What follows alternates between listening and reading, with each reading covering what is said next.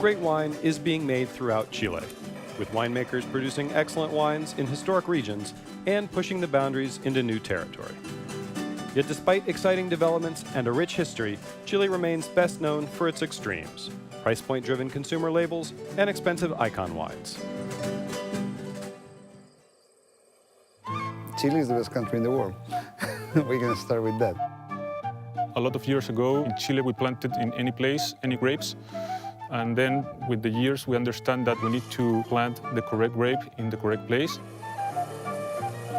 Chile was very industrial-minded in terms of winemaking, and we call it the industry. We don't call it the industry anymore. Chile, it was focused into the exports, and this means that you need to feed the markets. So the winemakers were making wine to feed certain markets.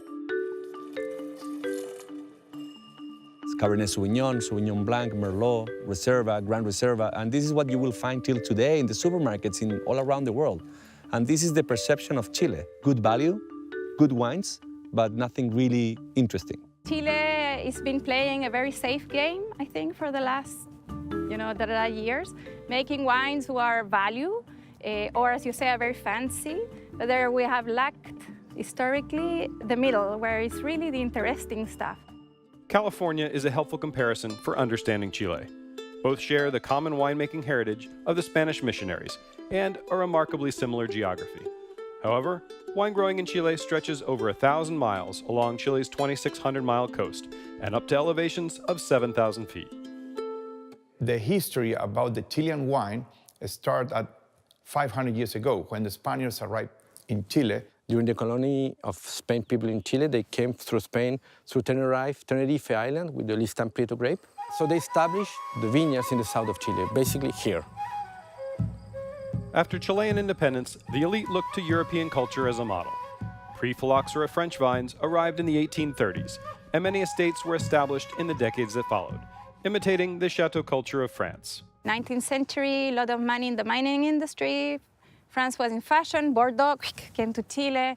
That's when it was the second phase of renewal. Today, there's a wave of innovation in Chile.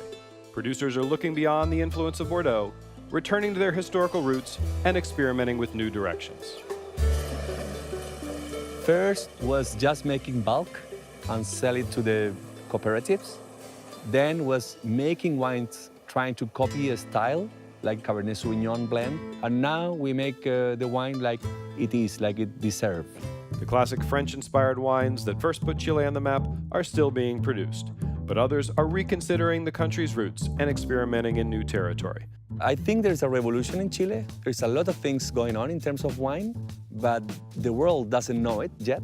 So this is the problem. So I think we are in the right track.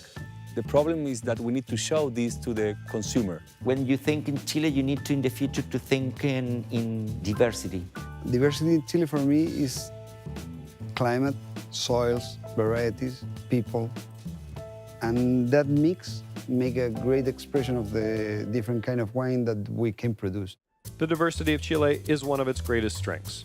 Long misunderstood as a quality wine-growing region, Chile is producing excellent wines in a broad range of styles and increasingly demands renewed attention and exploration.